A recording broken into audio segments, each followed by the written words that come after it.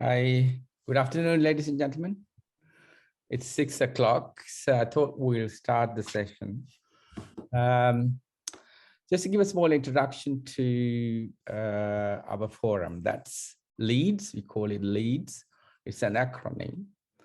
And we're trying to hold meetings every Sunday so that we can alert and we can share knowledge about various issues of national interest. And also propose best solutions for national benefit, basically based on factual evidence or experience. So all are welcome to contribute.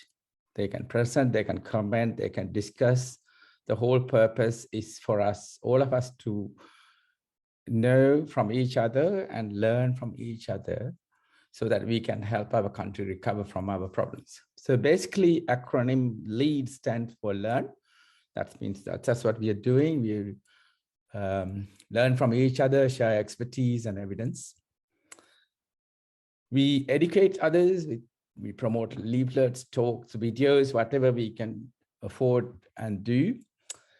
And the logic, we all use logic based on our background knowledge to make decisions. So what we are trying to do is to give good background knowledge to all of us so that when you make judgments, you make better judgments and decisions. And that's the purpose. And that will hopefully make our Sri Lanka move forwards and upwards and have better living standards. So if you wish to speak or send comments, criticisms, or corrections, please write to admin@srilankaleads.com. You can speak in English, Sinhala, or Tamil. We're trying to get help to add subtitles if we can. But if you can do that as well, please do come forward and let us know. Now, today is a pleasure for me to introduce Dr. Desai Boteju, and he's going to talk about Express Pearl disaster, and mainly to see the scientific basis of this and then how we can prevent of such recurrences. He's already written 2 articles in Financial Times and Colombo Telegraph about this issue. And I'm so grateful that he's going to talk himself today and let us know about this problem. But in the recent times, I saw another article reading that new diamonds, see underhand deals spoiling compensation. Now, this is worrying. See, there was a huge damage already from these disasters to Sri Lanka, to marine life, fisheries, people's life patterns, jobs, environment, and more. The estimated compensation was to be $535 million US. But apparently that's now reduced to, with underhand deals, to $18.1 million US. And we are talking that we have a dollar crisis. Sadly, it's become a double whammy for normal Sri Lankan citizens, because we are the ones who will have to pay for this. Especially the ordinary working class citizens will have to pay for this. So why all this, and how can we prevent a recurrence, is what we want to discuss today. And I would let Dr. Desai Boteju take over from now onwards to make his presentations. Dr. Desai, I hope you're there. Yes, I'm here. Can you hear me clearly? Yeah, we can hear you okay. Yeah. Great. Yes, welcome and thank you very much, Professor Chula, for introducing me today and also arranging this session and the series of sessions. I think that is really useful to have this kind of open discussion. Also, I welcome everybody. Good evening to all those joining from Sri Lanka, and good day to everybody else joining from the other parts of the world. And also, I can see Professor Ajit Dialwis has joined, and I welcome you, sir. So actually, Professor Ajit is one of my great teachers at Maritime University, and also I know that he has done a great deal of work related to this Express Pearl accident, investigation, and other related things. So welcome you, sir, and also audience. If you have any questions, you can also later on ask some questions from Professor Ajit after our presentation. Right, now it's time to share the screen and go ahead with the presentation. So you all see my screen now, the Yeah, I can see it presentation? now. Very good. Yeah, Thank you. yeah, great. So I will go to the presentation mode. Right, here we are now. So this will be about, as we all know, about the express fuel disaster. But today, my main intention is to talk a little bit more into the potential lessons that we can learn from this accident, rather than just talking about the accident itself or the disaster itself. Because we have spoken a lot about this one, and many people have spoken about this. A lot had been said now. So it's now a couple of months old accident. So now I think it is high time to look beyond the accident and try to extract whatever the lessons we can extract to implement future actions, so that we will never see such a catastrophe happening again. Not only in Sri Lanka, but if possible anywhere else in the world, to reduce the risk of such accidents happening in future. So I think that's the most important thing now, rather than just talking about what really happened. That is really important. We have to understand what really happened, but we just need to go beyond that. So today I will not spend a lot of time talking about the accident itself. Actually, few months back when I tried to do the same almost similar presentation, we had to spend a lot of time talking about the accident itself and talking about what went wrong. Yeah, I think that was I was doing this to labor department engineer some months back. But then today, that day we learned the lesson not to talk too much. Then we will spend whole hour talking about the accident. So, but anyhow, I will talk a little bit as an introduction about the accident. But soon I want to go into these 13 points I have written here. Those are the things I just like to talk about as potential lessons, the areas we can learn some lessons out of this accident. But before going into these 13 points, we will try to have a very brief introduction. But those who really interested in knowing a lot about the accident and some details about what really went wrong, you can read these articles like Professor Chula mentioned. Please go into these links and you can read quite an amount of stuff regarding the accident itself and the potential causes. So I will not go into that level of details today. Right. So Express fuel, we all know that it's a container ship, and it's flagged in Singapore. It's a Singapore flagship. Um, it's not a very big ship, and also it's not a small ship. It's kind of an intermediate level container ships, around 186 meter length and width of a 35 meter. So it's a middle size ship. And one interesting thing is that this is a brand new ship. It's built in early 2021. I think it just launched its first voyage around March 2021 last year. So that means only after about 3 to 4 months, then it encountered this accident, and then it is completely totaled. So that's also a interesting fact. It's not an old ship, very new ship, a brand new ship, before encountering this untimely disaster. So that tells us another story, that a machine or a plant or instrument or any system, it doesn't have it doesn't have to be an old system to encounter accident. It can be very new, just like Titanic. It can just go down due to various other reasons. The age of a equipment or a ship or a plant is only one factor. It's not all. So accident can happen to very brand new ships, aircrafts, plants, everywhere. It's not just about the age. So like I said, let's have a very brief look before we going into the lessons section. So this this ship was coming from Middle East direction towards Asia. It's a kind of feeder ship. It's just rotating between these harbors, collecting and unloading, loading and unloading containers. It had got this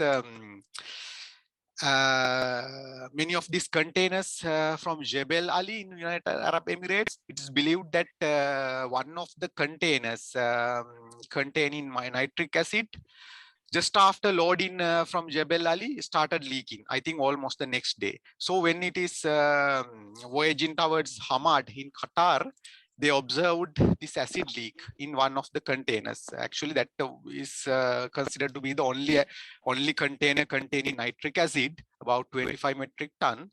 So they observed this leak. And then they requested unloading, or what they call rework,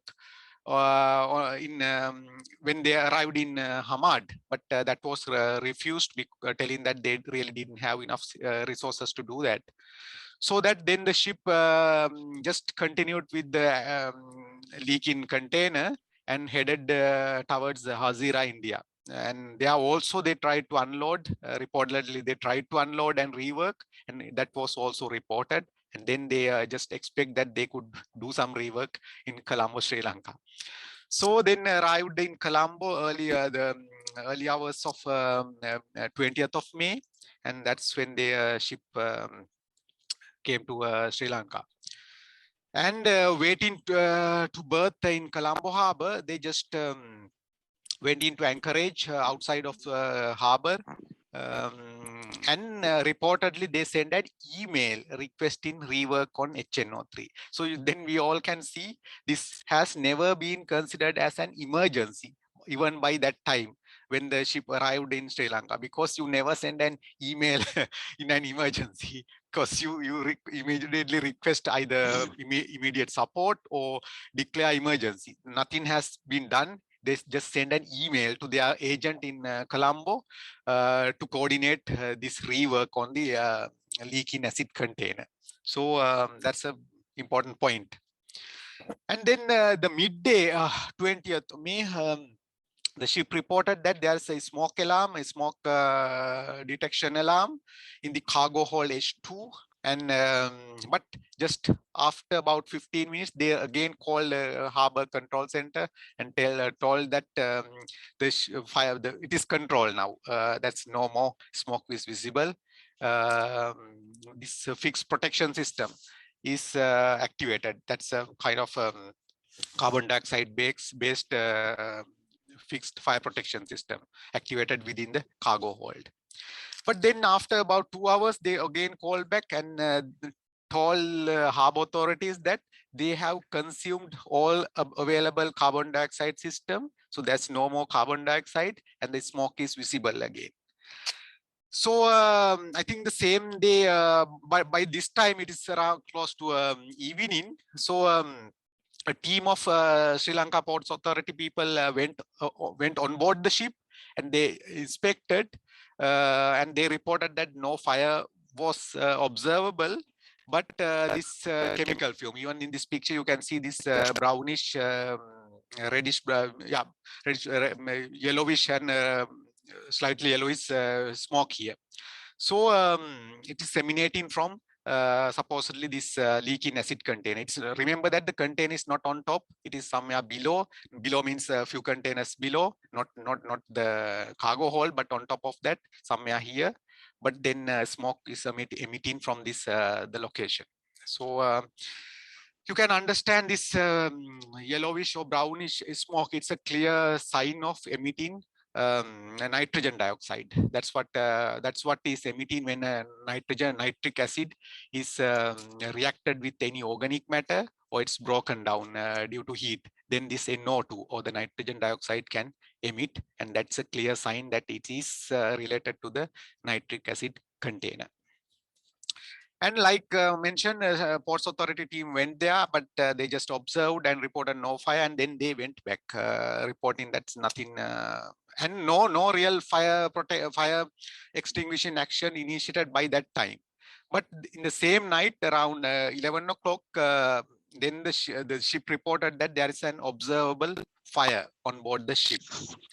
Only then that this Ports Authority tugs, firefighting tugs vessels responded to the event and started spraying fire water on express fuel. Then the next day, by now we have the not next day, but the day after, 22nd or 23rd, then specialized salvo team from the company, they arrived on board the ship to assist firefighting. Yes, some images showing that SLPA team inspecting, and then you can see a large cloud of this nitrogen dioxide smoke on board the ship. That's still 20th May.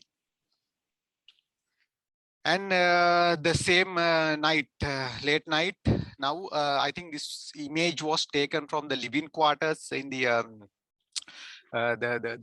aft section of the rear section of the ship, and then in the forward section you can see this intense bright fire is now visible. Yes, so in this picture you can see even this container. So this is the forward section of the ship, and this container, the acid container, is close to the forward section, and the living quarter is back in the rear section.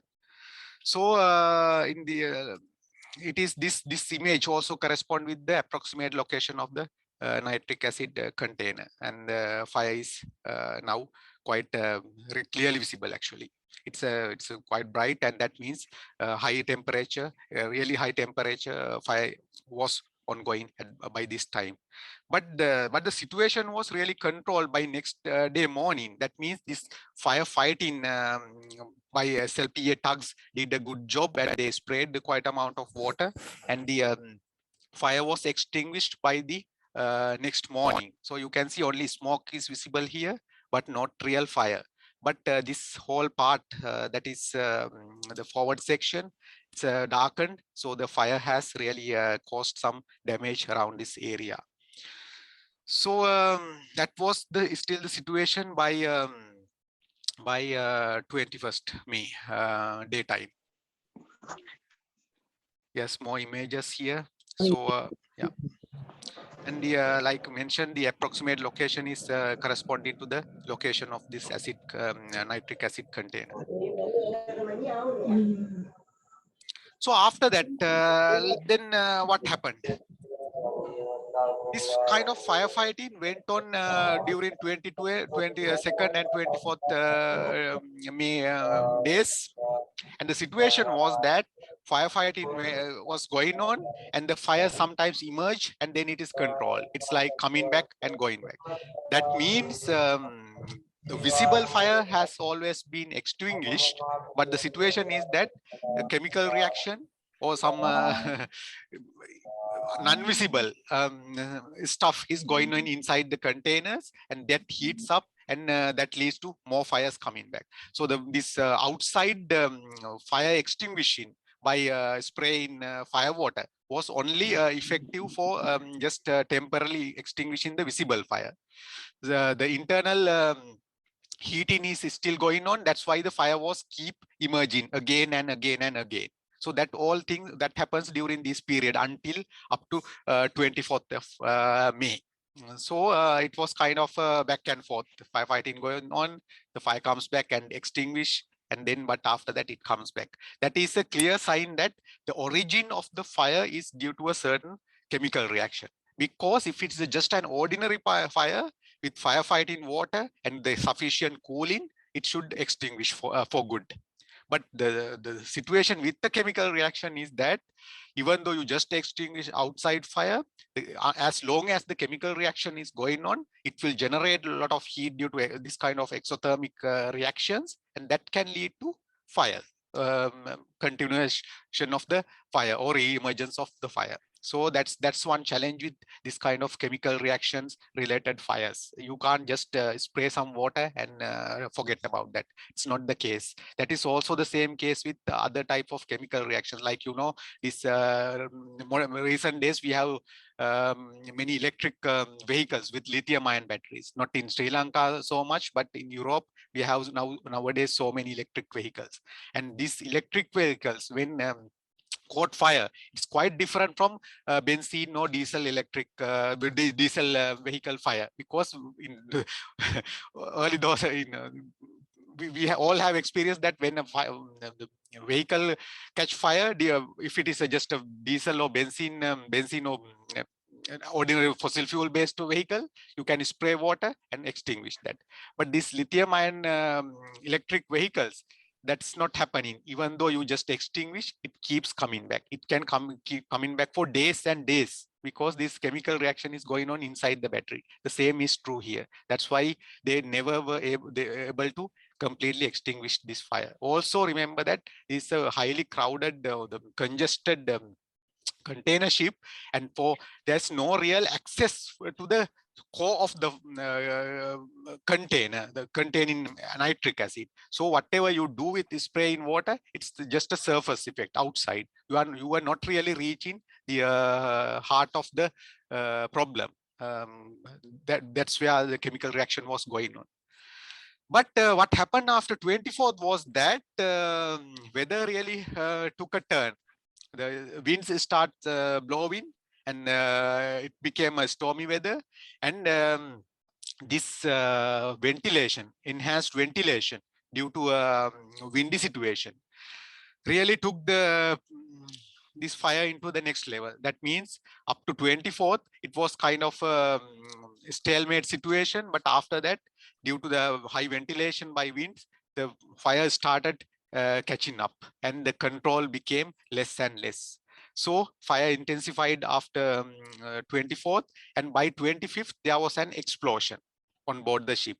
I think that's when they really removed all the personnel out of the ship, because until 25th, I think what they have reported is that the crew was there, at least skeleton crew was there, and also these salvors were there supporting the fire, and also doing some firefighting from the on board the ship itself.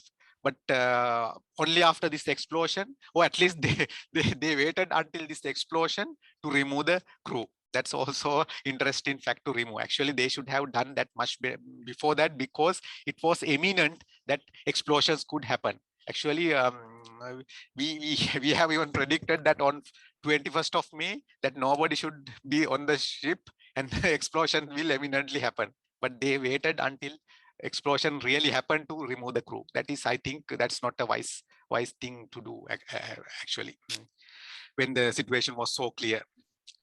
And then fire, I think after 25th, there was no chance of really extinguishing this fire by outside means. And then fire just went through the ship without much control. And by 27th of May, the fire had almost consumed the ship. And there was a second explosion reported on 28th May. That could be due to different reasons.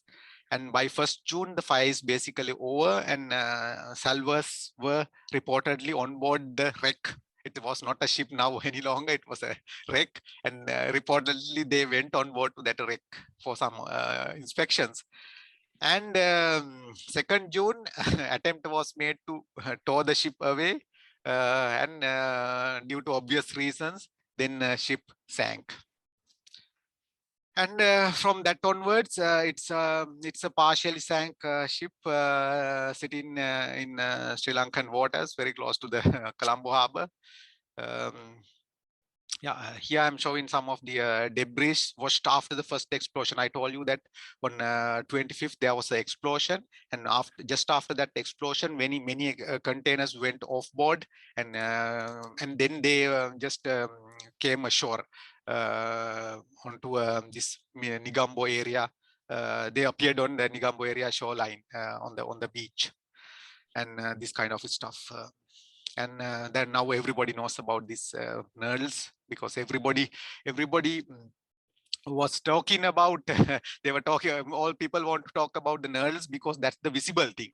But the reality is that there could be so many harmful things that is not invisible. That's one part of this our social structure. We always talk about what we can see, but not much talk on that what we can't see. Actually, there could be so many harmful things, much harmful than the knurls, which are immiscible, including heavy metals and different chemicals, etc., and also different persistent matters. So people don't give much attention to them because they are not visible. But pellets are visible. I saw recently even some people gather together and removing some these knurls from the beach, even by even hand picking those knurls. I don't know how reasonable, how sensible these kind of things, but the pollution damage goes very well beyond these knurls. So knurls is only the tip of the iceberg. Okay, not going to discuss many things, just showing some general or the cargo plan, and all these red boxes indicate hazardous or dangerous goods. And the nitric acid container was here, and you can see close to that there was some epoxy resin, the lithium ion batteries is stored here, methanol, which is also a highly explosive liquid, and vinyl acetate, that's also highly explosive liquid, and different things. So not going to talk a lot on that. Yeah, we don't need to talk much about that. So you see, we know that the fire started on 20th May, the situation like that, no fire, only the smoke, this nitrogen, the dioxide was emitted. But even by 25th, the fire was like that. You see only this section, the containing this nitric acid container, that's the only part containing fire. So all these 5 days, we were fighting the fire, and the fire was only limited to this section of the ship. The large part of the ship was intact. So for 5 days, that was the situation. But just within 1 day, it is just after 25th, the fire starts spreading outside to the other parts of the ship. And you see, by 26 May, now the whole ship is on fire.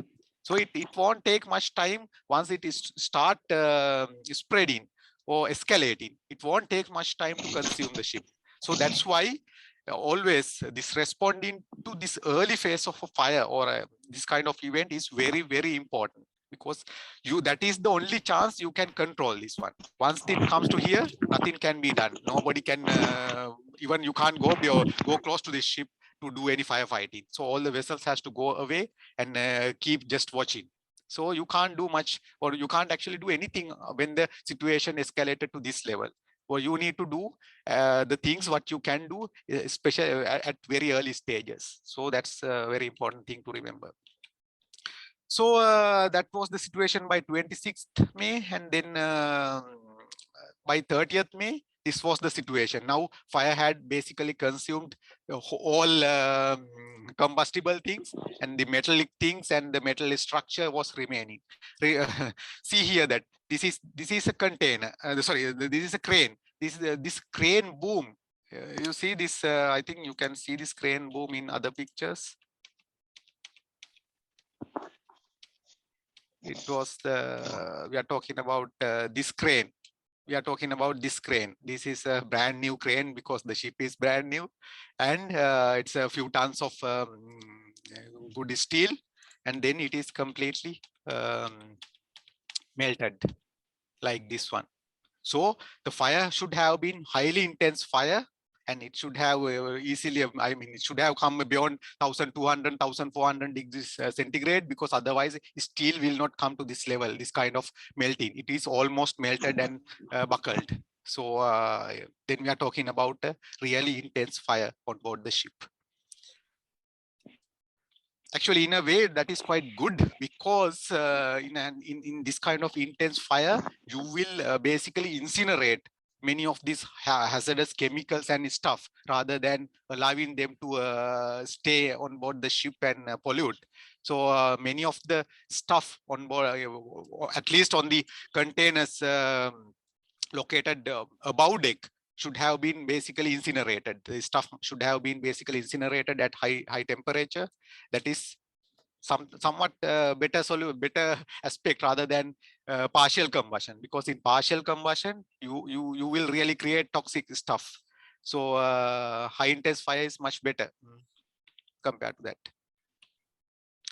So by 3rd June, this is the situation of the shipwreck. It's partially sank. because it's partially sank because the seabed is not very deep here, so this ship would not completely sink. That's why it stays like that one. This is actually quite good because we really need to take this wreck away, and shallow depth is a quite good thing for wreck recovery. Otherwise, it is really challenging to recover this kind of wreck if it sank in a really deep water. So this is what we end up with in Sri Lankan water. From a brand new ship, and it went to within few days to this status, a complete ruin. Yeah, people were talking about a lot of ecosystem impacts, not going to details. Lot of dead fish and dead sea creatures were reported. Many of them might have been related to express fuel, but might not all. Just showing some of the dangerous cargo stuff. Remember that this is only few of the recognized things, but this is a container ship containing more than 1,000 containers. So there are a lot of containers having various things which are not reported here. So the total damage or the total stuff on board this ship is huge. But these are particularly interested chemical stuff because these are quite hazardous, dangerous goods. So a few of them, yeah, like nitric acid, vinyl acetate. Yeah, not going to talk about a lot, but just to for your information. Even some lithium-ion batteries, yeah, resin solution, etc. And in addition to that, ship contain a lot of oil because oil is needed for ships propulsion. So fuel oil 620 metric ton, marine gas oil 50, lube oil 12. So we don't really know that due to the fire, this whole amount of oil inventory is burned, or some oil is still remaining in the shipwreck. That is that is a risk factor when people are trying to take this wreck away and also disturb it. If there is still oil inside the ship, they can start leaking. But it's quite likely that due to this high intense fire and high temperature fire, most of the oil may have been burnt. If that is the situation, that's really good, because if oil is remaining in the wreck, that can still leak, and also that can start leaking when you try to remove this shipwreck. That will be really hazardous. So yeah. I think I would not talk about a lot of chemical things here, but okay, at least let's look at this reaction. You see, this is what I was talking about. Nitric acid, when it leaks, it can react with any organic matter. It can be it can be any organic matter. It can be even chocolate, food items, or any fertilizer, or anything containing carbon. Nitric acid can react and release carbon dioxide plus this nitrogen dioxide. That is this yellow or the brownish smoke that we saw most likely, and also some amount of nitrous oxide. But this is not the problem. Not nitrogen dioxide is not the problem, but this is a highly exothermic reaction, like I mentioned before. So there is a lot of heat emitting as a result of this reaction. So this heat is the creator of fire. So this heat can just start fire with any of the organic matter or whatever the matter surrounding this nitric acid container. So that is what we are talking about, chemical reaction induced fire. So as long as this reaction is going on, no matter you put water surrounding the area, unless you really dilute out the acid. If you, the only way you can stop this reaction is put lot of water, so much of water, so that you just dilute this acid and just dilute it out of. Otherwise, if you just start cooling the surrounding, it will not stop this reaction, and still it will create heat. So as long as just once you stop putting fire water, this heat will once again create the fire. That's why this kind of fires keep emerging again and again and again. So yeah, I don't think I would take other chemical things, because I told you that there was a lot of other chemicals which could have contributed to the explosion and fire. So there are so many other chemical reactions. Yeah, for example, there were lithium-ion batteries. This lithium can also react with and they were quite close to the nitric acid container. They can react with the nitric acid and have this lithium nitrate, and also this create a lot of heat. This is also an exothermic reaction. Yeah, I would omit many of these things. Causes of explosion. Explosion could have been caused due to many reasons. There are, like I mentioned you, there were many explosive chemicals. This vinyl acetate is explosive, and also methanol, and there were many explosive things. And also talking about this aluminium remelting products. This is some kind of waste material generated when you try to electrolyze or produce aluminium by electrolyzing, because aluminium is produced by electrolyzing a bath of aluminium ion containing ore, and after this electrolysis is finished, this whole waste matter remaining from this electrolysis, it contains a lot of things that can react with water. So remember that if you have this kind of things, aluminium remelting byproduct in your vessel or wherever, if you put water onto this kind of matter, these things react with water and create a lot of gases like acetylene, hydrogen. Those kind of gases can emit. So it's like a acetylene lamp, acetylene lamp. So the carbide lamps, because actually this aluminium remelting byproduct, they contain some carbide or carbide similar to carbide material. So these carbide lamps used in this Perahara season everywhere, people this Saravita people, they have these carbide lamps. How do they do that? They just take carbide and with water, this acetylene will emit, and then it can have this that can be lighted. Similar thing here. So when you put water into this kind of aluminium remelting byproducts, acetylene and hydrogen, those gases can emit, and they can be explosive. They can be extremely explosive. So that could also be the reason for. We can never say for sure, because there are so many reasons to create the explosion, and many things could have happened. We know people were putting water onto this one, and then actually this container, aluminium remelting byproduct container, was below the deck, but still if the water leak into this material, that will feed that will create this explosive environment. So there are so many reasons, and so much of chemistry going on there. And of course, this fuel itself can make explosions. What we call the vapor cloud explosions, because this when the ship's marine fuel, it is heated up, it vaporized, and then it creates a vapor cloud, and that can easily explode. So that can very well be the reason for this second explosion reported on the later around 28th May, at the end of the fire period. Right. So time is going on. So let's now talk a little bit about this some lessons that we can really learn from this incident. First one, I want to talk a little bit about this integrity of the safety systems and procedures. And we all know now that on Express fuel, this acid leak was going on. Then anybody should question why was it happening. Acids are always transported in this manner in everyday life.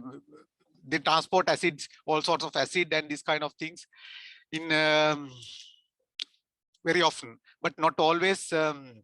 We have this kind of incidents. So the acid leak happened due to some malpractice or some reason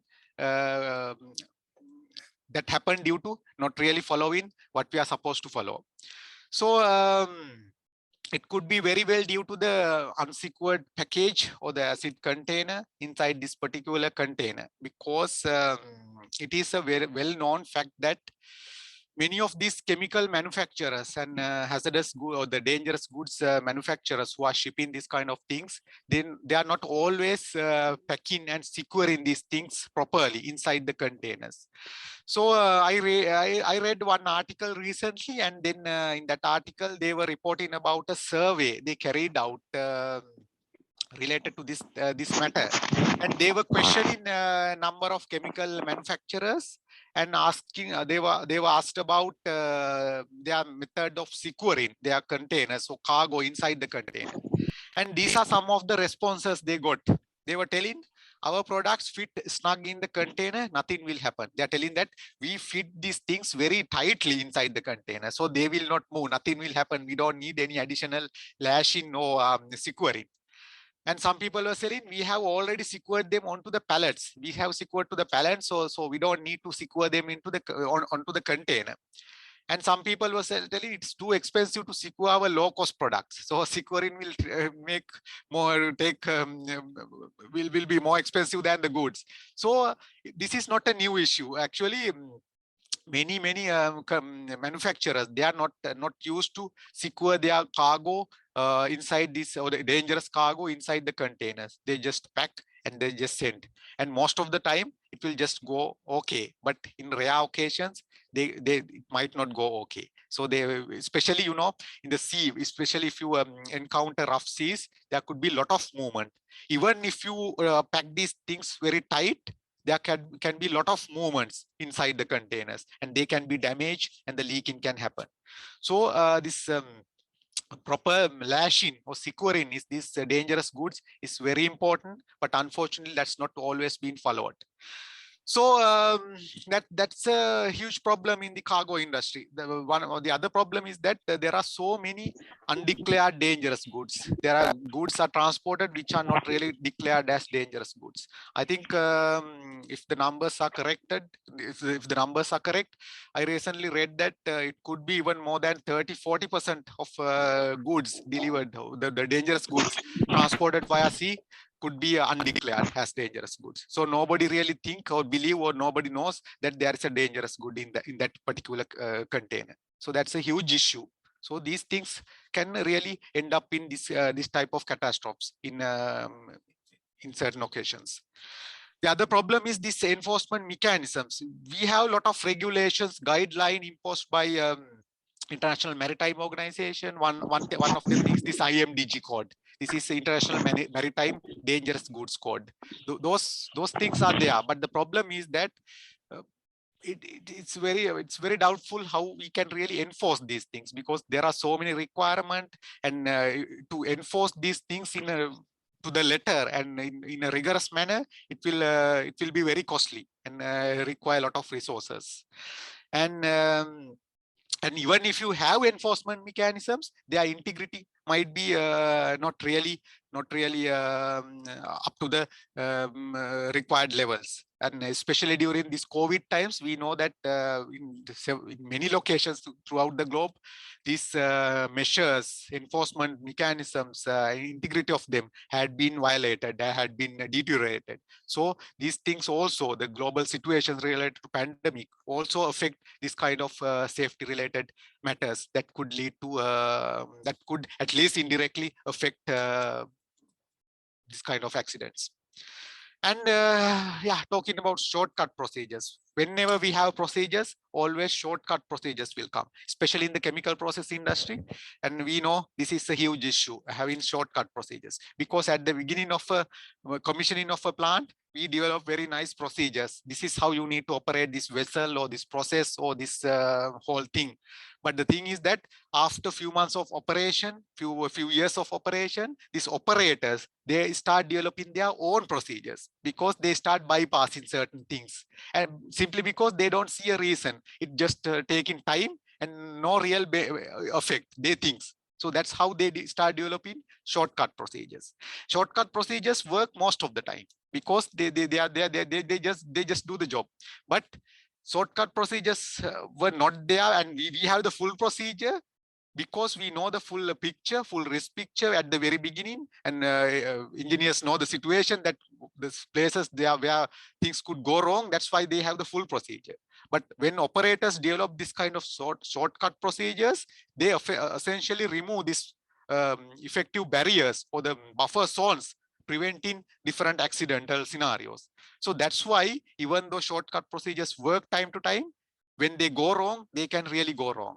So, and they do go wrong time to time. That's when we see this kind of accidents happening. So,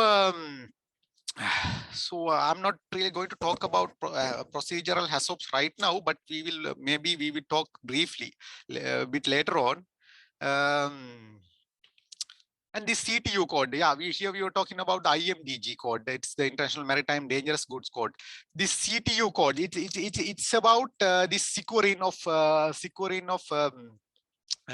this kind of dangerous goods and other cargo during transport. So this is a collective document of IMO, International Maritime Organization, and also United Nations and ILO, International Labour Organization. They collectively developed this CTU code as a guideline, indicating how should you secure this kind of dangerous goods and other cargo inside the container. So this is a useful document for those people in the field to refer, and this code should have been followed always. Number two area that I want to talk about the lessons is this risk assessment. I briefly mentioned here about this HACCPs. So HACCP and similar studies like Hazan, Hazid, these kind of things that we use in the industry can be considered as the initial stage of risk assessment, because before we going into the risk assessment, you need to recognize the hazards. And that's also important thing. We need to recognize the difference between hazards and the risk. Right? So hazards are not equivalent to risk, but risk are generated from hazards. I'm not sure whether I am clear enough. These are not things you can explain very briefly in this kind of forum, but these are some principles. But the important thing here related to the express pearl is that this ship was containing a large consignment of diverse dangerous goods. It's not just an oil ship. It's not just a gas ship. Because if this is a oil cargo or gas cargo, it's only one dangerous material mostly, and then everything is prepared against that well-known dangerous cargo. But this ship is quite different. This is containing a diverse cargo with different dangerous goods, and it's a container ship, and its safety systems are not tailor-made for any of these dangerous goods. It's a general container ships, and it has different safety systems, of course, including the firefighting systems, but they are general purpose. They are not tailor-made for any particular one of these dangerous goods, let alone diverse group of dangerous goods. That's one of the risk factors in this case. And it's like I mentioned, it's a very congested area. Many containers are not directly accessible for either for firefighting or doing any rework. They have to wait for until they come to a harbor to do anything, any of such thing. So that's also a risk factor. So the question is that when you have this kind of container ship, and now it is having completely different risk picture than a normal container ship. That's one important thing here. When you are talking about container ship, the risk picture can be very, very different from one voyage to another voyage. So then the question is there any mechanism to understand this different risk picture from one voyage to another, and take different or understand the risk picture and prepare for the emergencies, and also understand if the existing safety systems are good enough for that particular risk picture.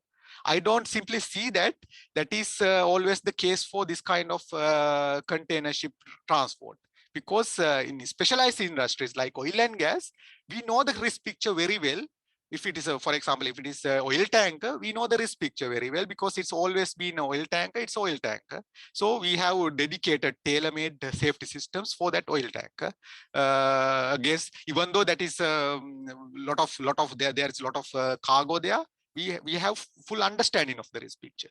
But in this kind of situations, I don't really think that anybody really understood the particular risk picture in this case when they were transporting this much of dangerous goods in this much of diverse manner.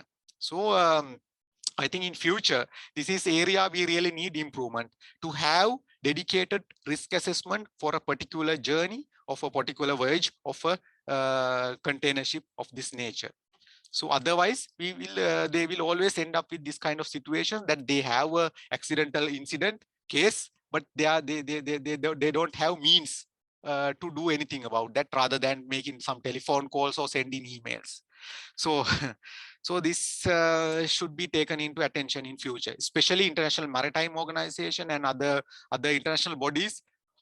I'm very sure they will take this very seriously, and this can really lead to some dramatic changes in the way we look into this kind of container ships and maritime regulations. I'm really sure that they are investigating these things. Actually, they must investigate things in a rigorous manner and take measures to implement or change regulations in future. This is, I think, landmark case that will affect the future shipping industry.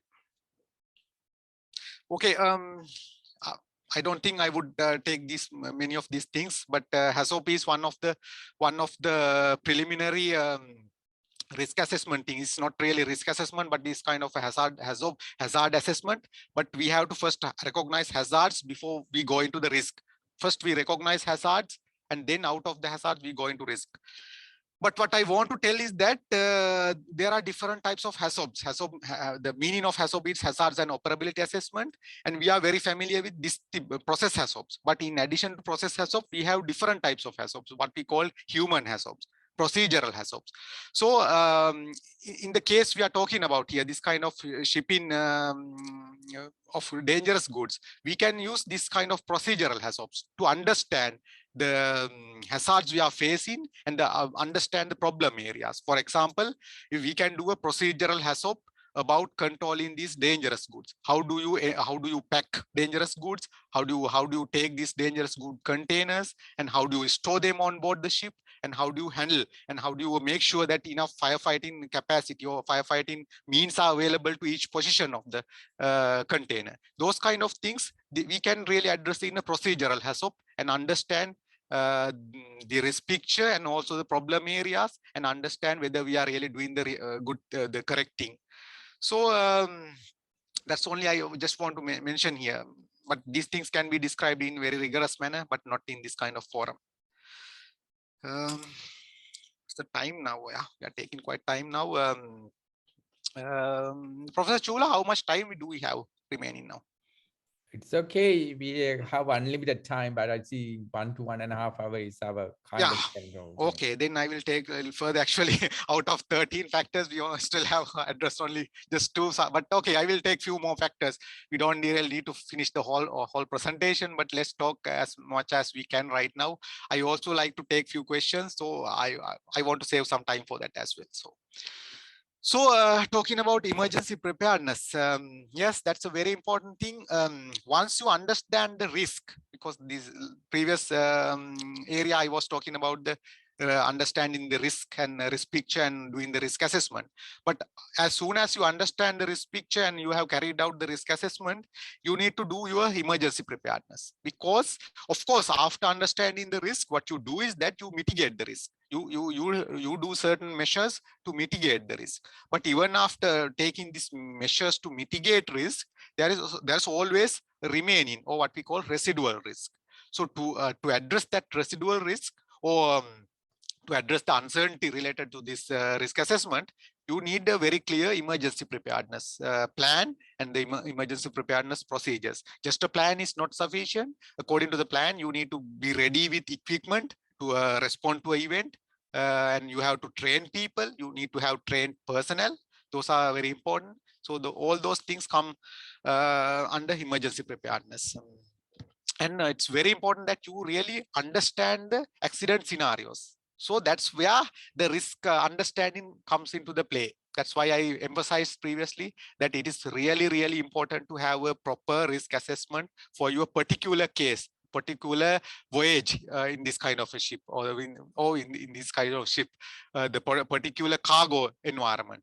All those things comes into the risk picture, because then only you can understand the expectable accident scenarios.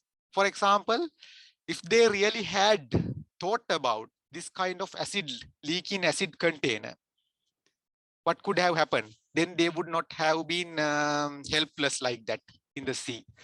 If they have thought about that, and if they have thought about potential acid leak, then what we should do? And then they don't, if they had a clear plan, clear recognized understanding, they don't just have to give some calls or telephone calls and ask in different ports to ask in some help for reworking on these containers. So they could have been immediately respond to the thing and control at the very beginning of the acid leak if they had anticipated this scenario and had a plan to respond to it.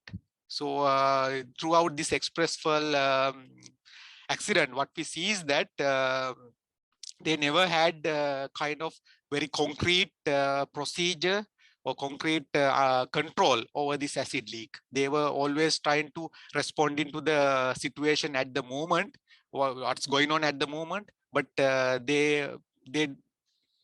nobody indicated any clear plan of action from the onset of the acid leak.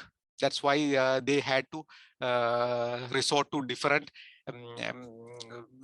ad hoc actions, and many of them didn't work. And yeah, actually most of them, almost all of them didn't work as planned, as expected. And detection is very important. The fire detection, we are talking about fire detections, gas detections. So it's very important to have automated detection system. Of course, on Expressful, they detected these fires inside the cargo hold, but that might not exactly be the location the real fire was going on. You know, this acid container was on top of the cargo hold, and then the fire was detected inside the cargo hold. It could very well be due to that this smoke is migrating inside the car into the cargo hold from top, rather than a real fire going on inside the cargo hold. So these things had never been clarified, only the observations are there, but it's likely that the real, even though they detected smoke inside the cargo hold, the fire was really originating and going on top of the cargo hold rather than inside the cargo hold, because within this in between these two different cargo holds, and also between these cargo hold doors, they have this rubber sealing. That rubber sealing could have also been damaged due to acid or due to the fire, and then smoke can really go into the cargo hold and trigger these detectors, and then they just trigger the carbon dioxide extinguishing system inside the cargo hold, which might not be exactly the place that the real fire was going on. So eventually it's just a wastage of CO2 that could have been the case also. Rather than extinguishing the fire, they are just releasing CO2 into the cargo hold, which could have really not much use. So prevention of escalation, that's a very important principle used in safety engineering and safety management. Accident prevention means that the prevention of escalation means that we expect an event could happen. For example, fire could happen, a small fire could happen, and then we respond to the fire. The important thing is that such kind of occurrence of a fire or any such event should not escalate in an unacceptable rate before we really respond to that. That's the principle. So there are various safety barriers in hazardous environments, like this kind of ships, process plants, and everywhere, nuclear plants, everywhere. In all those safety critical industries, we use this principle of having escalation prevention. We cannot make accident probability to zero. We cannot set to zero. As long as we have this kind of dangerous goods, flammable components, fires can always happen. But we have to design the ship or the plant or whatever the environment so that it will not occur sudden escalation, rapid escalation of the event before we really respond to the fire event. But in this ship, actually, that really happened. I saw you that for 5 days, the fire was restricted to one region, only one small location of the ship, but only after that it is escalated. So actually, according to this ship design, in the ship design, we are using these bulkheads and those kind of firewalls, fire barriers, and even between these different cargo holds, you have bulkheads, so that one fire in one cargo hold should not immediately escalate to the other bulkheads. So those barriers had worked according to what we have observed. So we had ample time to do something. For 5 days, even after onset of fire, we had almost 5 days, almost 1 week before we could have done something. Should we have unload this cargo? Should we have just take them out? Whatever we could have done something else also. You can't refute that. So the other thing is escape. If an accident happens, there should always be means for escape, because human life is the most important thing, not the material. So we can always consume material. We can let them consume, but we need to save humans. That's why I explained that until 25th of May, keeping these people on board the ship was not a good decision. They could have been killed. We know due to this explosion, at least one person was injured, and it could have very well be a death. So those kind of things are not good management procedures. Fourth one, I want to talk a little bit about this incident management. So here we talked about the emergency preparedness. That's all the things we do before any incident or accident. But incident management is the things we do when after onset of the incident. So incident management decides whether it is really going to be just an incident or it is going to be an accident. So in express pearl case, the incident really converted to an accident. So that means the incident management from the ship side, or the either ship captain or ship's crew side, that didn't really help a lot. That's very clear. So then the questions arise that whether this ship crew or from the ship's management side, had they done everything they could have done to prevent this catastrophe from happening?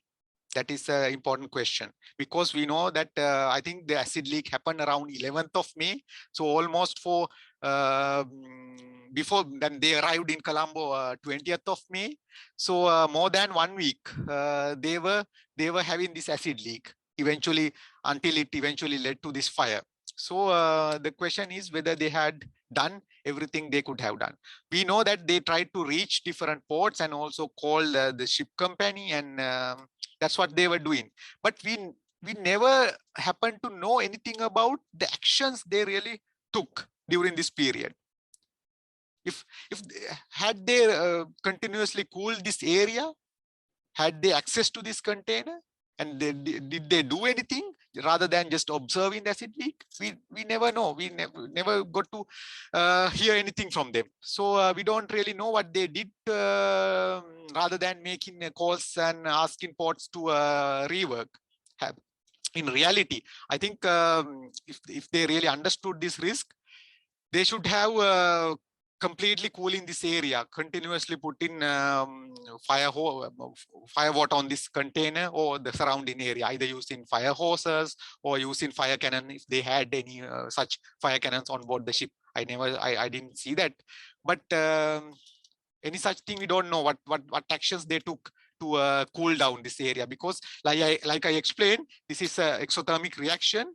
So the only way you can stop this reaction, either you need to remove this reacting matter from the ship, or either you have to disperse it with a lot of water and make it very dilute, or you have to continuously cool the area so that this emitting heat will not lead to a fire. Those are the things you can do, but we don't know what they did during this period, rather than just trying to ask for help.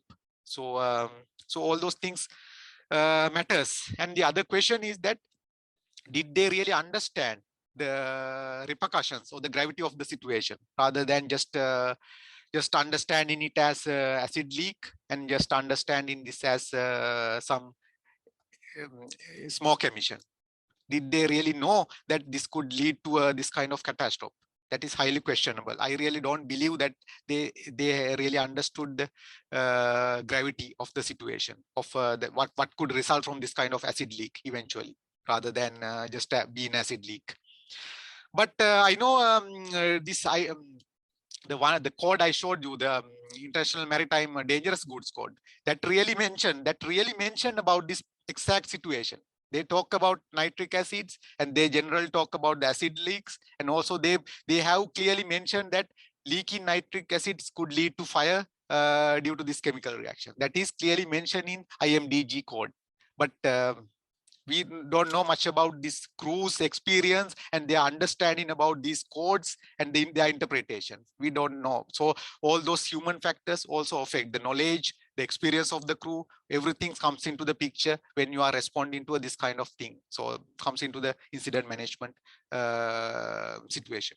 Also remember that this company culture, the safety culture of this organization, of the shipping company, that also plays a big role, because even though we all talking about the ship's captain or the authority on the ship, we really don't know what kind of pressure he was experiencing, what kind of culture he was living in, because you can have very experienced people, but if they really don't have freedom to take decisions, and if they really don't have a mental freedom to take the proper decision due to the other pressures, economic pressures, company pressures, and the environment, then they will not always take the correct decisions, because human decisions are impacted by all those things, not only just the experience, but the environment you are living in. If you are working in a bad, the negative safety culture, then you will be very reluctant to take the best decision. In this case, was it possible to take this container away and put it into the sea? And I asked this question, and some people might disagree, but some people might think it as a quite controversial idea. But you see, in this ship we have this crane here, and if the weather is good, you can always operate this crane. If the weather is good enough, you can operate this crane, even though people are very reluctant to operate this kind of cargo handling while the ship is out of harbors. Technically you can do that if the weather is good enough. So what if that they could have done something like taking this acid container and put it to the sea? Even according to this pollution regulations, that can be done as long as the human lives are in danger. I mean, you can just put the acid container into the sea, even though normally it is not allowed to have this kind of containers into the sea due to this MARPOL and other pollution prevention regulations. But in a case that human lives are threatened, you can do that. That is allowed. So those can be seen as dramatic measures, but should had anybody considered these options? Maybe they could have considered those options if they knew about the gravity of the situation. If they knew that end results could be this kind of catastrophe, huge pollution, huge potential loss of lives as well, then they could have resort to such drastic measures. But not unless they know they have good enough understanding about the risk or the potential outcomes. So this knowledge can change everything when you are talking about incident management. That's why very important that this key personnel who are going to handle this kind of incident have a broad understanding and potential risk pictures and the potential outcomes and the correct risk picture. Those understanding is very important. So then we are talking about response by crisis team. I think Ports Authority in Colombo, Sri Lanka, they were the people responding to the crisis when after reporting the fire. They did a good job, and I think they did the best job they can do. But even in that case, we really don't know if anybody had the best understanding about the situation, the best situational awareness and the potential end results or the potential catastrophic result that could have been results. Because if we really had very proper understanding about this disaster that could have happened, then people could have taken different decisions. Was it possible really to do something else rather than just spray in the water? Was it possible to just take these containers away and just take it away when the ship was near Colombo Harbor? Was it possible? We don't know. Maybe it was possible with our resources. That could have been possible. So just continue spraying water. Was there anything else we could have done? Those are very valid questions.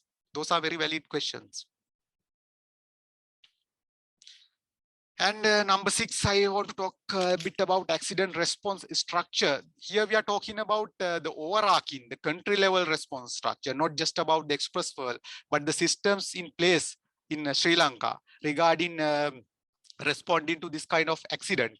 So do we really have a very cohesive, the very coherent and solid and resilient structure at authority level to respond to this kind of accidents, this kind of technical accidents? I don't really think so.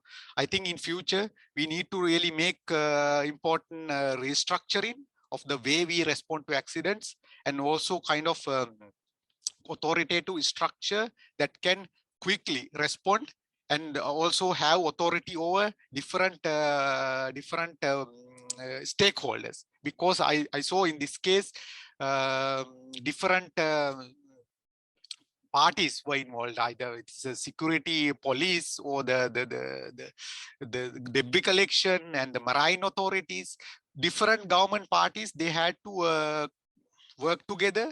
But in this kind of a dynamic accidental scenario, having a unified command structure, the authority structure, is very, very important. Otherwise, if you try to seek support from different parties, different departments, different ministries, that can make havoc, and that will that will delay a lot of decision making, and that will delay, that will miss a lot of opportunities, a window of opportunity that you can do really really do something to prevent an accident from escalating. So I think we really need to think about having some kind of single authority with expert knowledge about this kind of technically complicated accidents.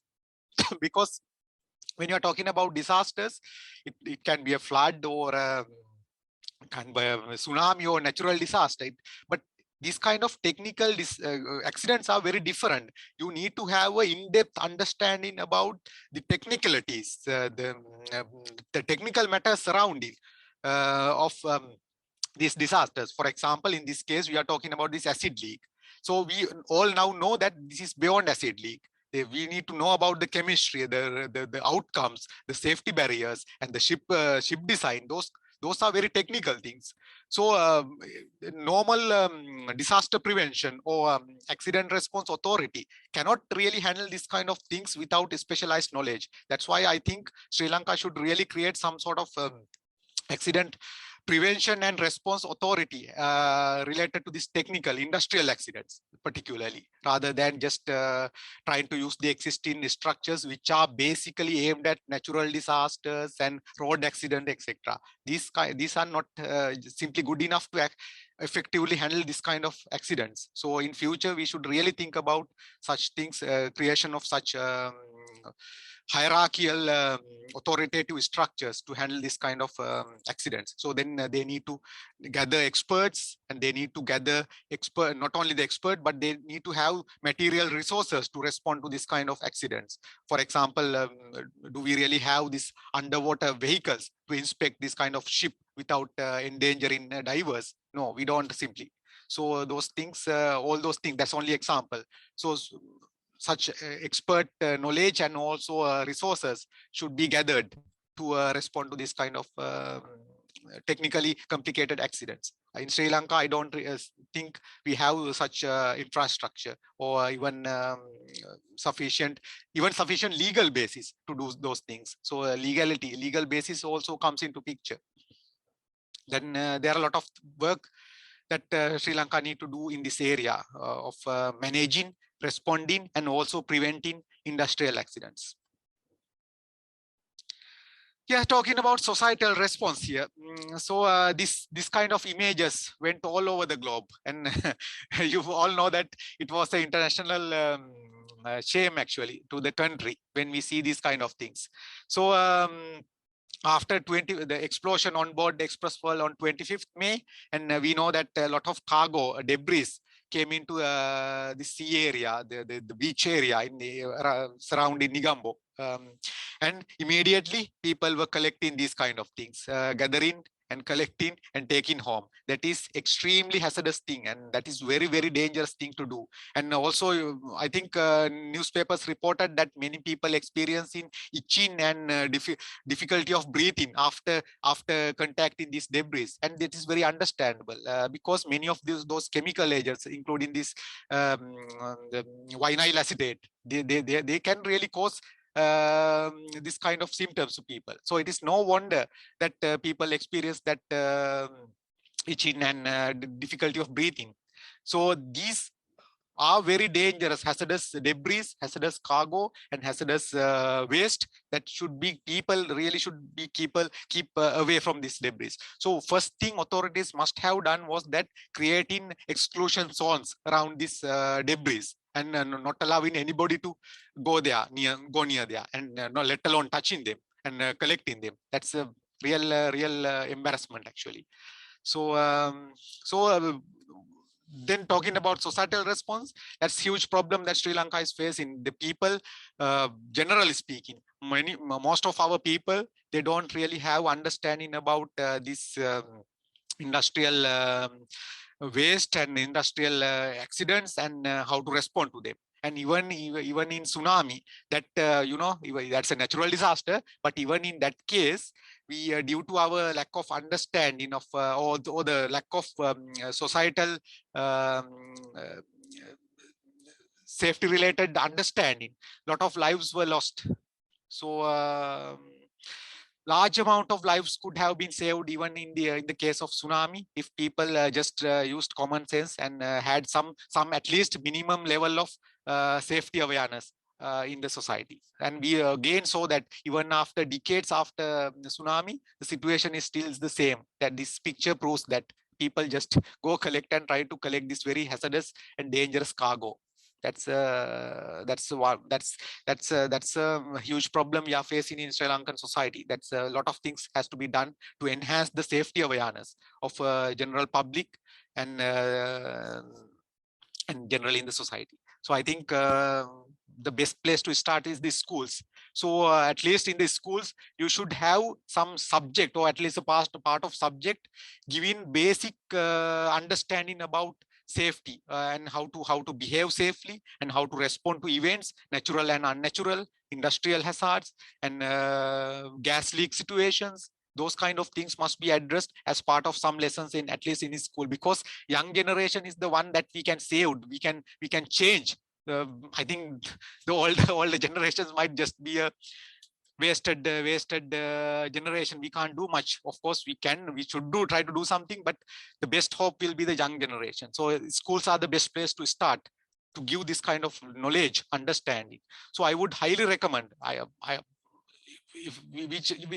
would highly recommend to have some kind of school curriculum to address safe behaviors and giving basic understanding about societal safety and responding to industrial accidents. That should be a kind of thing that people should, the authorities must take seriously in future. There are a lot of other aspects that we can talk, but like risk perception and emergency communication, but we simply don't have time to talk about that thing. Okay, let's at least talk about this thing, environmental groups. Having environmental groups in a country is a good thing, but in many of these recent accidents in Sri Lanka, we saw that this understanding about the science related to many of these events, accidents, and cases from the environmental group sides are not very obvious. I mean, we have environmental groups that can be very provocative and that can very loud, but not really based on 100% scientific facts. That's one of the unfortunate things, that even though even we just need to simply address this thing as well, because having environmental groups is environmental pressure groups is very good thing, but this pressurizing or the shouting or whatever the actions they took must based on solid science, hard science. Otherwise, what happened is that even as we show in this express fuel case, we show that many environmentalists, so-called environmentalists and environmental organizations, they they just were shouting based on sometimes some distorted facts and exaggerations, overreactions. But that can really harm. That can be really harmful when we try to claim some accident damage or try to claim some compensation, because if we claim something, certain things that is not really justifiable or not based on hard facts, then even the claims that we make based on the hard facts can be taken as less seriously, because if they found the international, whether it is insurers or the ship companies or the other international organizations, if they believe that we are just presenting things that are not based on science and not based on real evidence, and they will not believe anything we are telling. So that's why this we should be very careful about certain claims made by this some of these environmental groups. Of course, we know that huge environmental damage had been done due to this thing, but we just have to document those things based on evidence. So not just telling that this much of sea creatures were died and this much of fish were found dead, and sometimes the situation is that we always see these sea creatures washing ashore every day. But the thing is that after this kind of high profile accident, people always try to relate everything they observe to the accident. That might not necessarily be related to the accident, but that may be due to the natural cause or so other causes going on. So we always need to compare statistics, how many turtles we observed dead this year compared to the past years. Then only we can establish, okay, and showcase, okay, this is the normal number. We see that every year we have this much of dead turtles washing ashore. But this year, after a few months following Express World, we observed these things. Then we can see, okay, there's an increase, huge increase. Otherwise, we are just telling that 20 dolphins were dead, 176 turtles dead. They are not just simply good enough to claim our to justify our claims. So we always, the environmentalist must base their claims on hard scientific facts rather than just shouting and or exaggerating things that can really be harmful to our cause in long run. Yeah, I think I would omit that risk perception is a broad area that we need to talk about. This is here we are talking about how a society responds to different accidents like this kind of industrial accidents based on risk perception. I think I would omit that due to the time limitations and rather take some questions rather than talking about risk perception factors. This is a broad area that we need to take a lot of time to spend. Maybe we can talk at another time how we generally how these societies respond based on risk factor. Human factor is an important thing actually. I try to address few things related to other aspects as well, other areas today. But here under human factors, we talk about different dimensions like human error, human reliability, and human limitations, and decision under stress. So, so many people were talking about the ship captain and the ship crew and asking whether they were taking correct decisions during this time. Of course, like I explained, all these things comes under certain pictures, within a certain culture. These human factors are also the decisions are taken, because at the end of the day, decisions are taken by humans, and then humans are always influenced by different factors like the environment and the stress and the management structure and all those things, and also the experience. So like I mentioned, it's always a question whether they had taken the correct decisions at the correct time during the early phases of this Express Pearl accident. You can always question these kind of things, because now we end up with the accident, and we had quite a number of days to do something, and whether we did or whether they did the things that could have, whether they did the best thing they could have done. That's always questionable, and people will always question, and that's a very justifiable question as well. yeah, I would stop after talking few things regarding safety culture, because I think that is the single most important thing when you are talking about certain organizational structure, because everything happens within a certain culture. No matter if you had the best ship you can have on earth, no matter you have the best safety systems on board that ship that you can have in a ship like that, no matter what the technical safety systems you have, eventually the effectiveness of those safety systems will be impacted by the safety culture. Because like I explained, everything is eventually decided by humans. So the humans work in a certain culture, and then every organization, they have a certain safety culture. Safety culture is a subset of the organization culture. There can be different technical definitions of safety culture. I'm not going to talk about those definitions, but at least as a preliminary definition, we can tell that a safety culture is kind of a commonly accepted set of norms within an organization that dictates people's perceptions, attitudes, the values and behavior towards the safety of humans, environment, and the other surrounding things. That is a very simple definition. So even if we try to even talk more simply, safety culture is the way that people behave or people work in a certain organization towards safety related aspects. Or simply speaking, that's how we do safety in our environment. That's the safety culture. So safety cultures are basically twofolds. We talk about positive safety cultures and negative safety cultures.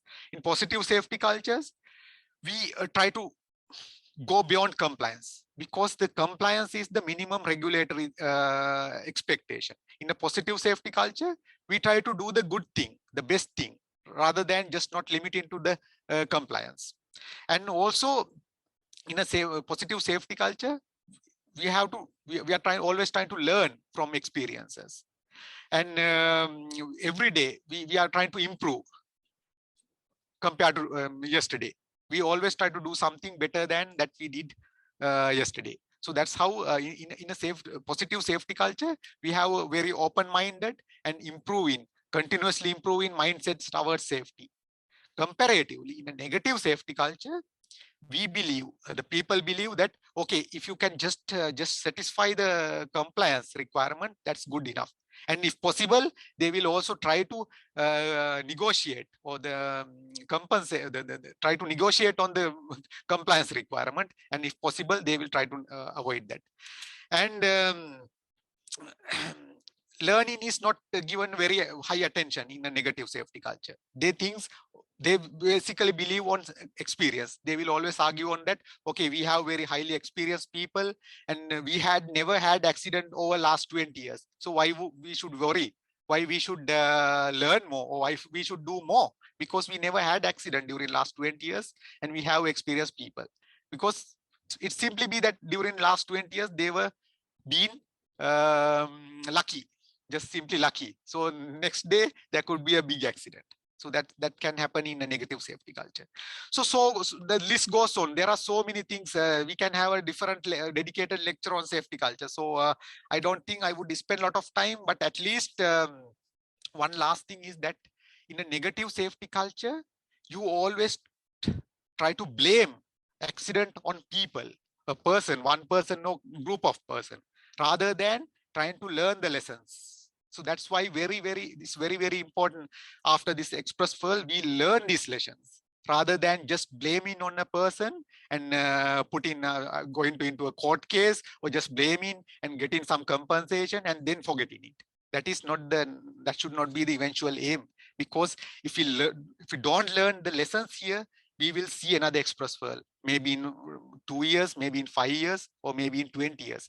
Time doesn't matter, but we will keep seeing more express fuel unless we really learn from this one. If it is just a case of blaming somebody and getting some compensation, then we will keep seeing these things in future. So that's why it's very, very important moving towards a positive safety culture and get these lessons learned and avoid such kind of incidents, unfortunate incidents happening ever again either near Sri Lanka or wherever else. Because this is a one world. This is not about just Sri Lanka. This is about our world. So we always talk about this cross-border pollution. If Express Pearl happens near Colombo, if it happens in Europe, if it happens in Antarctica, that doesn't matter. This pollution can always transfer. They will always find a way to your foods, your body, through these food chains, everything. So we live in a single world. So we need to avoid this kind of accidents happening anywhere else in the world, not just let alone Sri Lanka.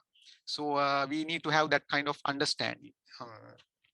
So a lot of things can be talked, a lot of things can be discussed, like regulations. Like I said, this event, Express Pearl, will influence how this kind of influence the future shipping industry works. And I'm pretty sure that the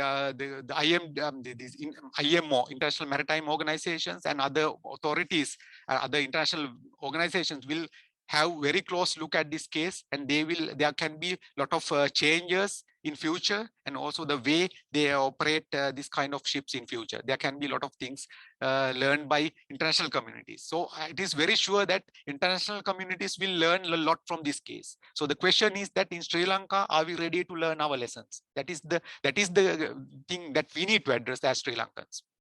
The international community will always learn. There's no question about that. Right, I think I would avoid this. We can have a big discussion on the ship design, safety design, firefighting systems, and all those things. But this is not the time, at least. But this, you can see, look at this picture. This is a typical carbon dioxide extinguishing system typically have on board this kind of ships. This is the exact type of system that Express Pearl had and activated when they detect smoke inside this cargo holds. They released one of the systems first, and then they released all carbon dioxide systems in all cargo holds. So within minutes, all the carbon dioxide is gone, and then they didn't have any other means to fight fire. So there are a lot of problems with this carbon dioxide type fire extinguishing system. Actually, in some of the countries, like in Norway, when people do ship designs nowadays, they don't really use these carbon dioxide systems any longer in modern ships in certain parts of the world, like Scandinavia, like Norway. But I could see, actually, I was a bit surprised at the beginning when they build a new ship and they still had this kind of carbon dioxide systems, because there are some known weaknesses. Even we used to have this kind of systems 20-30 years back a lot, but nowadays in many countries having good safety management systems, they don't use these systems. We are using alternative systems. If needed, we can discuss. For example, these systems like carbon dioxide, they have limited capacity. Once you do released, then you can't use it for hours and hours. It's only you used and exhausted. Then that is exactly what happened to Express Pearl. After they released it, there was nothing else they can do after if they still have the fire. And to release this kind of gaseous extinguishing system, you need to have a very sealed environment, like this cargo hold. But if this seal is damaged, for example, due to a fire going on top of the deck, these seals, these rubber seals, and even this deck on the top deck could have been damaged. Then you are simply not having a seal system. Then it is open to an environment, and oxygen can always come in. And then as long as you are not having a seal system, this is completely useless. You have to have a very good seal system. That's another weakness. The other third weakness is that this carbon dioxide is not giving any cooling effect to your cargo or the fire. It's just suffocating the fire, devoiding the oxygen.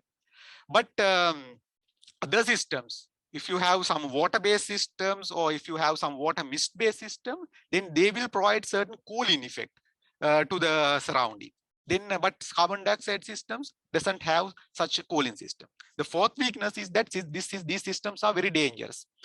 And you need to remove all the personnel from the, before you release this system, you need to make sure that all the personnel, humans, are removed from the area. Otherwise, people will die due to suffocation. Then a lot of accident had happened in past days. That's why in Scandinavia and especially in Norway, we no longer recommend this kind of systems to be used on ships. Instead, we used basically this kind of systems as an alternative. These are what we call water mist based systems. You know, in we really don't like to use a lot of water on sensitive equipment or sensitive cargo. That's why we can't really use deluge systems in certain areas. But these water mist systems still we can use. Actually, we can use even water mist systems on electrical equipment, because in this particular systems, this is not just water droplet. These are fog like. These are generated by special nozzles. The water is small amount of water is made to a very fine smog, the fog that acts like a gas itself. So you can use it on very sensitive equipment, even electrical systems. We can use this water fog. It's not just the water. This is very different. Even though this is based on water, this acts like a gas.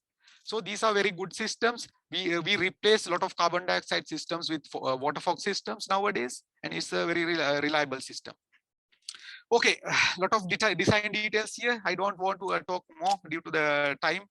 But like George Santana said, those who don't learn from history are doomed to repeat it. That's exactly what I said a couple of minutes back. So I think we stop here and take a couple of questions, please. Thank you very much. Dr. Boteji, fantastic lecture. Thank you so much. And we've learned a lot of things. And I really don't want to start summarizing before we take questions from the participants. So please do take questions and then answer, then we can take it forward from there. I think you've got a wealth of knowledge in relation to safety culture, and this is something that you should think about. I will propose something at the end of the meeting. Thank you. Thank you. Let's take any questions. You may have to unmute yourself when you're asking the questions, and your video will come up anyway, straight away. And like I said, Professor Ajit Dialvi is also with us. He's an expert in this field. Like I mentioned, he's my teacher also. So I would, people can get this opportunity to ask some questions and get some in-depth understanding about the accident itself. So please go ahead. Let's use this opportunity to get some feedback from Professor Alvis also.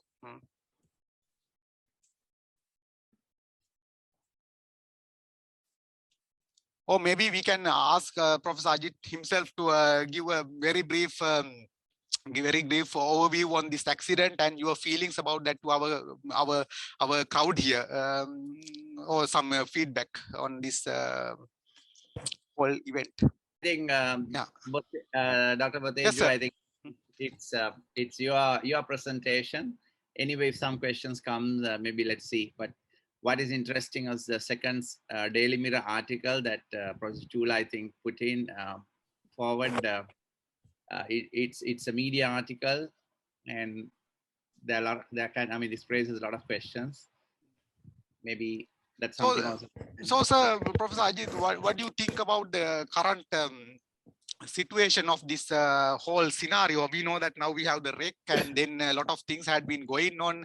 Accident claims are going on there, but regarding the wreck and the future, what's really going on? Can you give just a very brief overview on the exact situation right now? What's really happening right now?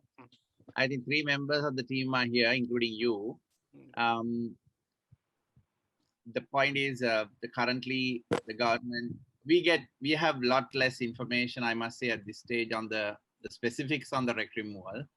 What we know is it's happening, not yet the wreck per se, the shipwreck, but those containers that went overboard and the debris that's scattered over across the portion of the seabed, they are being recovered, and that is what is known it's happening, and they are stored in a particular place at Wattala, what's brought to the shore, and that's ongoing. And I suppose once that's concluded with validation that they have done, they have completed their task. Validation has to be done by someone else.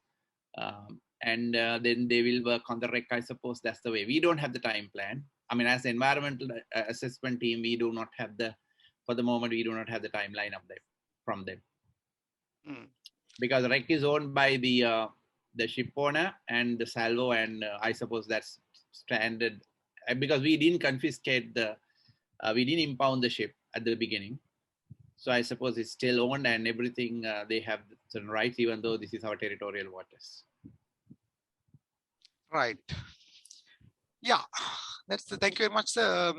So if there is any other question that can be raised or any comments, anything other than that, then I think we had quite a long session, isn't it, Professor Chula? Any more questions, please? I think the discussion is what's most important, and even asking anything relevant in general or whatever matters, because that's part of learning for us. And I've learned a lot as well during the process. Any questions?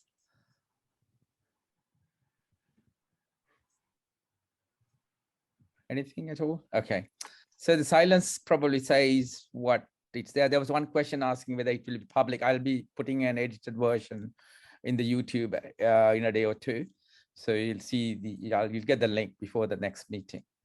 And first of all, I must really thank you, Dr. Berteji, for bringing in such an amount of information.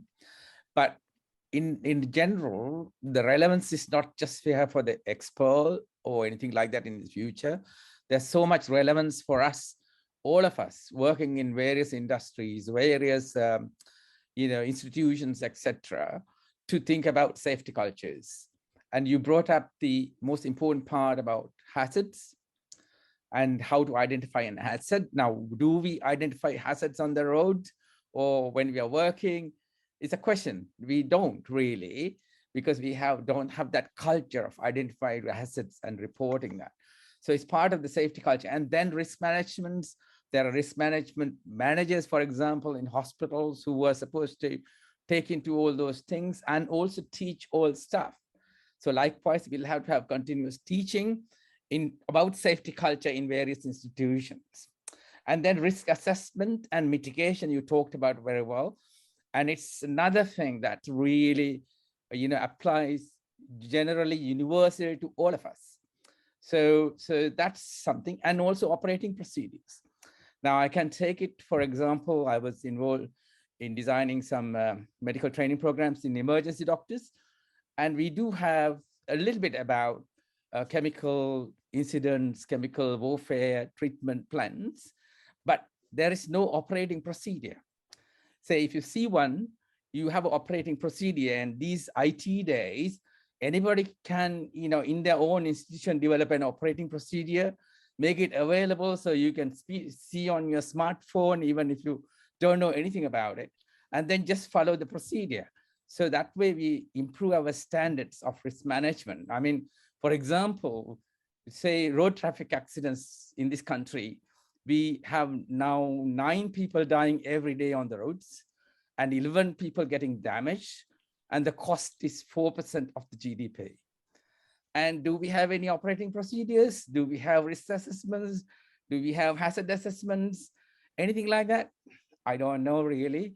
I'm not aware, but that is something that really needs addressing by anybody. I'm quite welcome if anybody can propose or talk about road traffic accidents in Sri Lanka, how to mitigate it and reduce it, because it's a huge damaging area.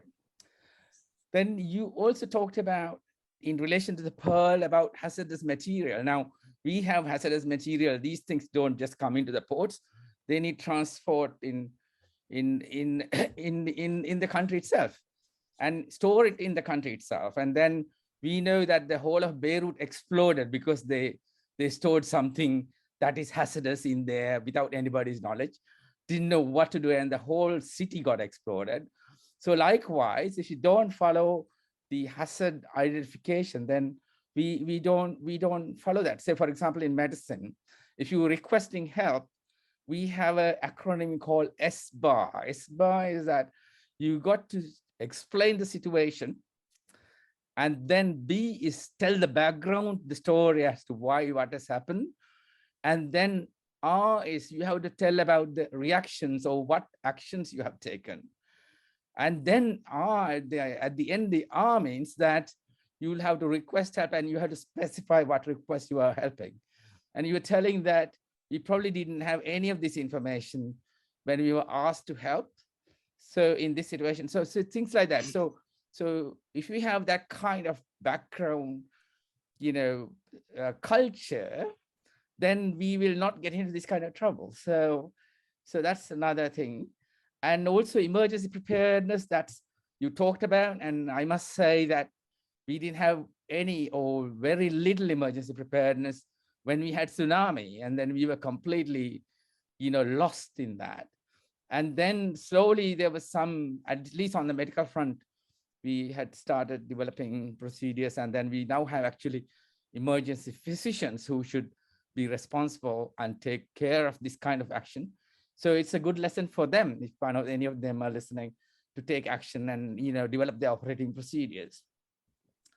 So I must thank you with all that, and I could welcome a document or a presentation or something from you in the future about in a general theme about safety culture, because you address a lot of things about safety culture, and then you may be able to develop an operating document that will probably talk about safety culture and how to address it, because I think all the principal needs of a safety culture document was addressed by you, and you seem to have quite a lot of knowledge on that, and you can take with other people as well, and you can maybe publish it, maybe talk about it with us, because I'm planning to publish this on the YouTube so people can see it, but you can spread the news. So this is what we're doing. We're sharing knowledge. We're learning from each other. And today was a fantastic day for us. Thank you so much. Yes, thank you, Professor Chula. I think that's very really good ending to that. So if we don't have any other questions, I think we can end this now. Yeah. All right. Good evening. Thank you very much. We have some questions. Somebody, Mr. Anand Kare was some raising a question. Hand. Yeah, please talk. Yeah. Yeah. Can you hear me now? Yes, we can. Can you hear me? We hear you, Mr. Anand. Yeah. Yes. Actually, say as an example, before we are talking about any safety procedures or anything, very well, we had pre-information about the ship. Some of the port has rejected to accept that. If it is the case, why did we accept it? What are the information or any plan behind that? Because that I don't trust any of the politicians in Sri Lanka. They are like wild dog or hyena. They are waiting lions to kill to get their bit. So I strongly believe that there was a pre-plan or some pre-ideas about accepting this cargo ship. Usually, any ship got their own agent in that particular country. As even if we are accepting a small parcel from a courier, we can trace it where that is and everything. Why didn't they take necessary steps to investigate about this ship? Because they had some information about the other places the ship visited, and they refused to deal with that. Mr. Anand, yes, your question is very clear, and also I think that is a question that I heard many people were asking, but we need to understand few things here. The thing is that, okay, let me just give a few facts one by one. The first thing is that this ship is bound to Colombo Harbor. That is first thing. I mean, this is not some ship going around Sri Lanka and just diverted to Colombo. It is always bound to Colombo. Like I said, this is a feeder ship. Colombo is one of these permanent harbors. The ship is continuously visiting. So after India, Colombo is the scheduled harbor for this ship. That's the first fact. if the second thing is that, so ship was after Hazira, India, ship is bound to Colombo. But on the way, they never sent to Colombo or Sri Lanka telling that they have this kind of thing. As far as I understand, when only they berthed in, or they were in Colombo anchorage outside of harbor, they send an email to their agent telling that they have a acid leak in one of the containers. Please arrange a rework. These are type of works Colombo Harbor is always doing. The rework on a container is not a strange thing. Either acid or whatever, they basically, what Colombo Harbor has all those facilities to do such rework.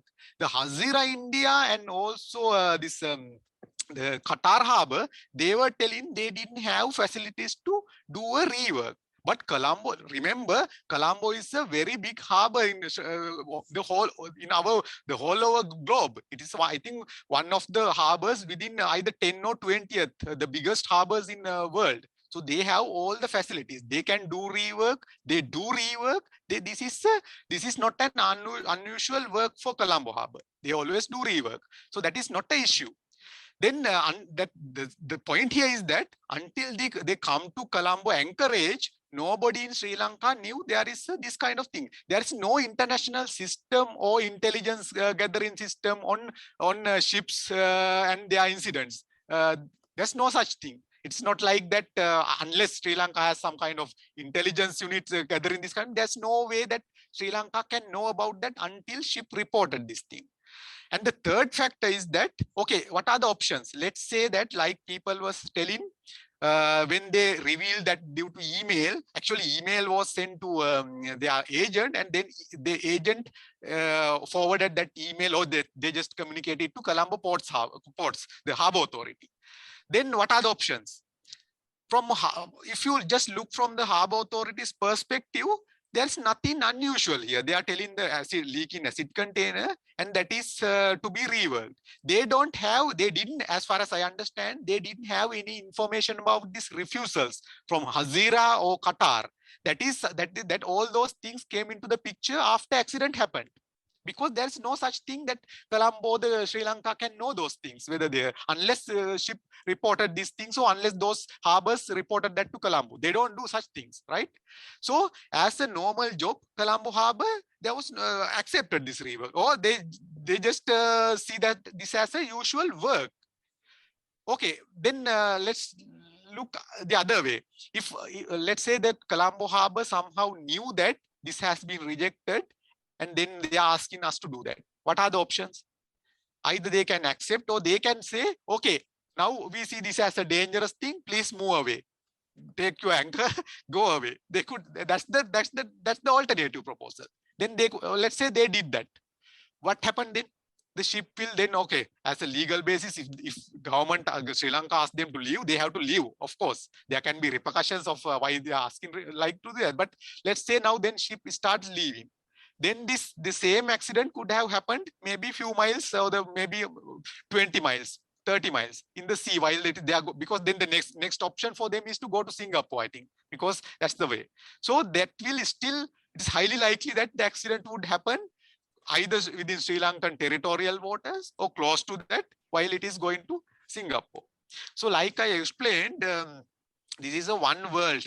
Whether it happens close to Sri Lanka or somewhere, of course, some effects might have been mitigated, but still the pollution will happen somewhere in our globe. The cross-boundary pollution happens. We can't avoid from the pollution happening anywhere. So according to my personal opinion is that, yes, this question is very valid question.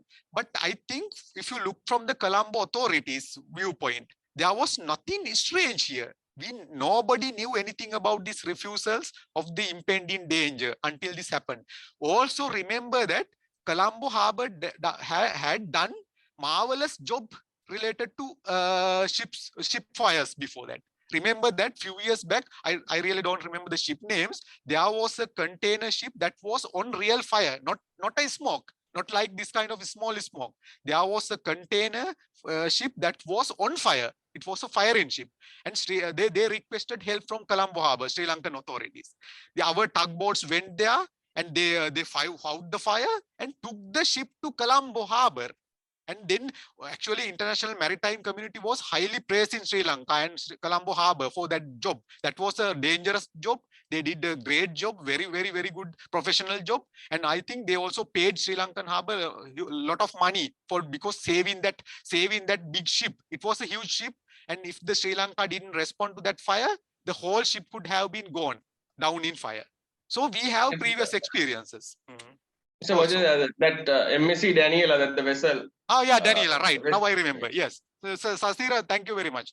So I even though this question is valid, I mean, the problem is that only after this kind of accident had happened, we can come up with all kind of speculations and all kind of things that could have been done. The problem is that by that time, I think that is perfectly normal for Colombo Harbour to not see any issue with this one. Other thing, according to your information also, they have taken about 5-6 days to deal with it. This is not an ordinary fire. This is something dangerous one with dangerous chemical. And plus, I read in the newspapers and all sort of other information. We only had the basic facilities to deal with ordinary situation. Is that true?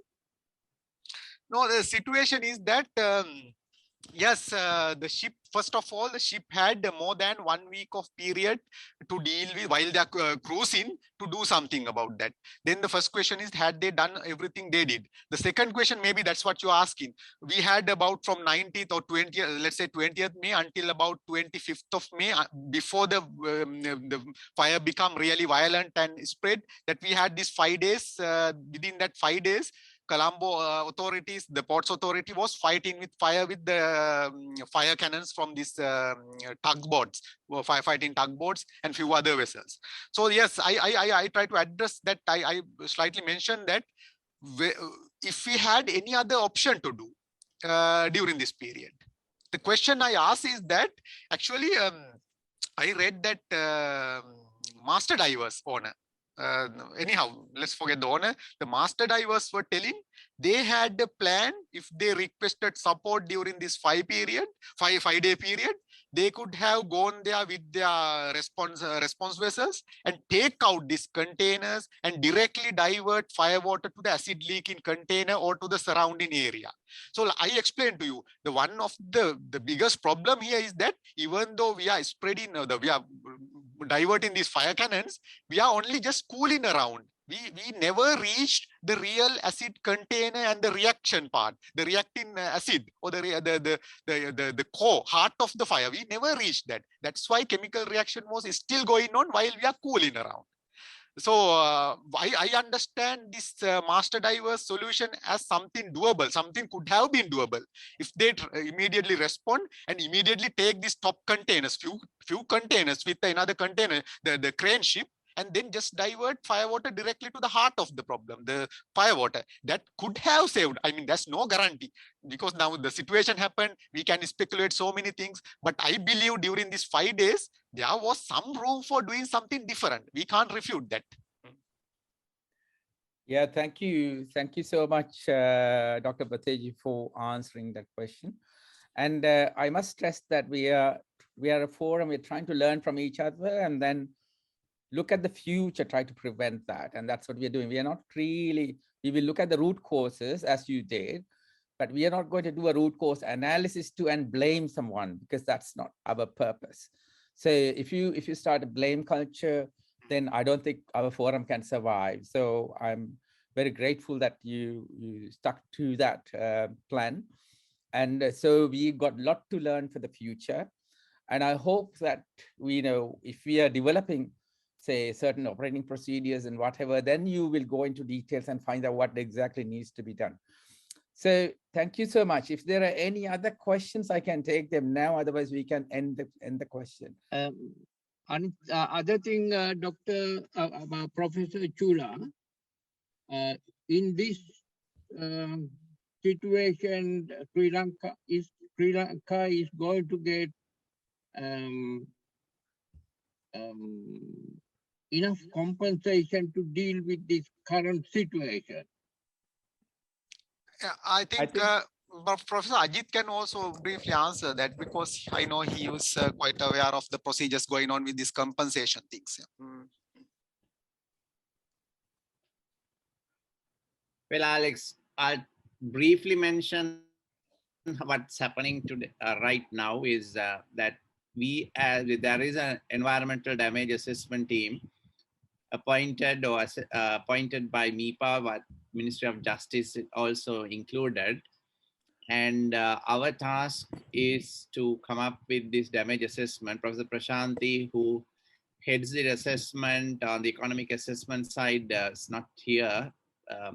But what has happened is, for the moment, we have come up with a complete kind of analysis, categorization of the impacts, and then also looking at the number of environmental impacts that we are looking at for the economic value. And then out of that lot, we have done a portion of it and also submitted that first document to the ministry and the MIPA, the Marine Environmental Pollution Authority, this the MIPA. And government has also appointed an Australian legal team to vet this process and to advise the government. So currently what's there is, the situation is that first interim assessment report is with the Australian team who has commented on it and is awaiting finalizing that document. So this is the situation. And so it's interesting to see that what the Daily Mirror article has mentioned about the potential compensation and the current value that the damage assessment report has come out is much higher than that. And that is assessing only a portion of the